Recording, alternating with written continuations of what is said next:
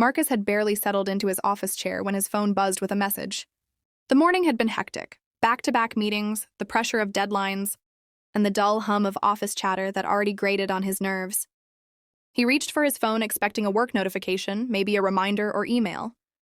But when he saw the name Aaliyah, his heart softened instantly. He opened the message. "Daddy, can you come to school at lunch, please?" No emojis, no extra words. Just a short plea punctuated by a trembling sense of urgency. Something was wrong. Deeply wrong. Marcus reread the message twice, his breath catching on the second pass. Aaliyah wasn't the type to ask for help casually. She was bold, outspoken, the girl who danced her way into every room. For her to reach out like this, quiet, scared, almost whispering through text, meant she had been holding back tears. Without hesitation, he stood, grabbed his jacket, and muttered to his supervisor, "Family emergency. I'll be back later." The supervisor nodded. The tone in Marcus's voice allowed no questions. During the drive to the school, his thoughts spiraled. He remembered how cheerful Aaliyah had been that morning, singing while tying the colorful beads in her braids, humming her favorite song between bites of cereal. Nothing had hinted at trouble. But Marcus knew childhood wasn't always visible pain. Some wounds hid behind brave smiles. He tightened his grip on the steering wheel as memories of his own childhood darted through his mind, the times he'd felt singled out, excluded or judged. He remembered the sting of silence in the cafeteria, the way loneliness could feel louder than laughter. By the time he reached the school parking lot, his heart was pounding. He walked briskly toward the entrance, signed in at the office, and waited as the secretary radioed someone to escort him. The hallways felt colder than usual. Students passed in clusters, backpacks bouncing, voices echoing. But Marcus moved like he was underwater, each step heavy with fear. When he reached the cafeteria doors, he paused. He took one slow, grounding breath. He wanted to be strong, calm, steady, unshakable for his daughter. He pushed the door open. His eyes searched the room instantly. And then he froze. What he saw pulled his heart into pieces. The moment Marcus's eyes found Aaliyah, the world seemed to tilt. She wasn't sitting alone in the corner of the cafeteria the way lonely kids usually did. No, she was right in the center of the room, at the big round table filled with girls her age. They were laughing loudly, exchanging snacks, whispering inside jokes, their energy buzzing like static in the air.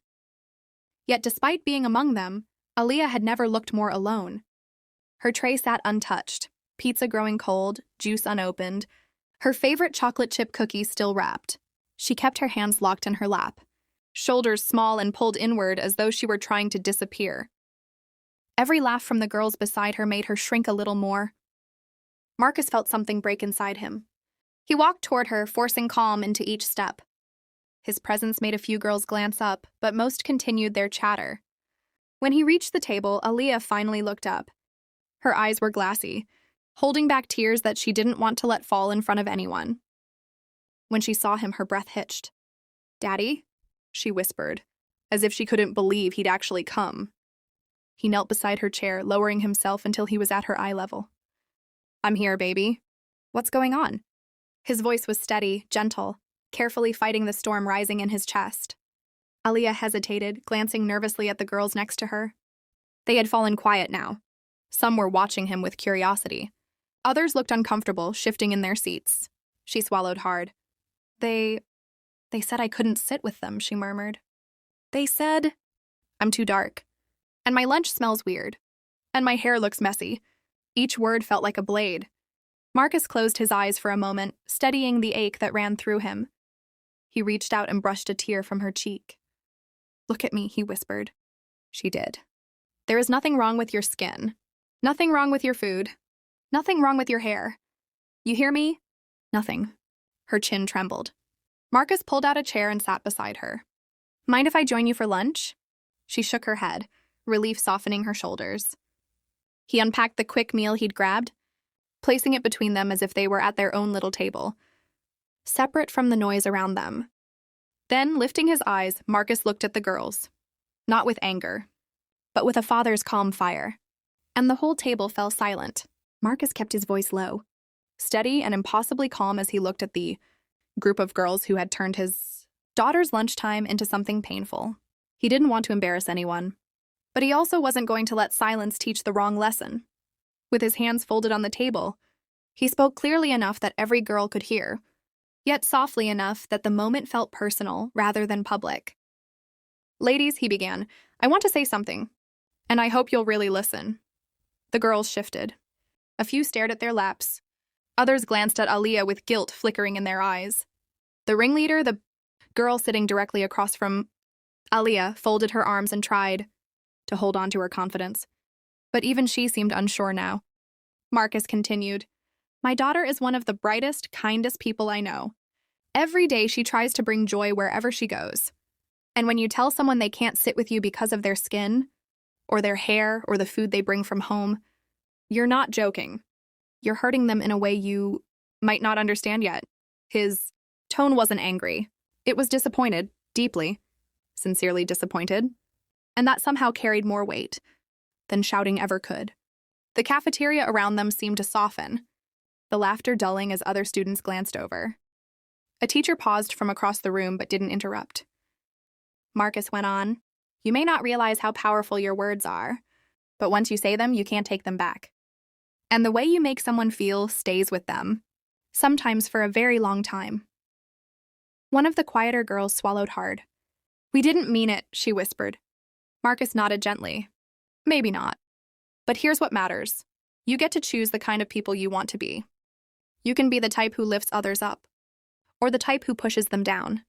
And I hope all of you choose to be better." Silence hung heavy. Then a small voice from the left said, "I'm sorry." "Aliyah," another girl echoed. "Yeah, I'm sorry." The ringleader's face flushed. Her confidence cracked.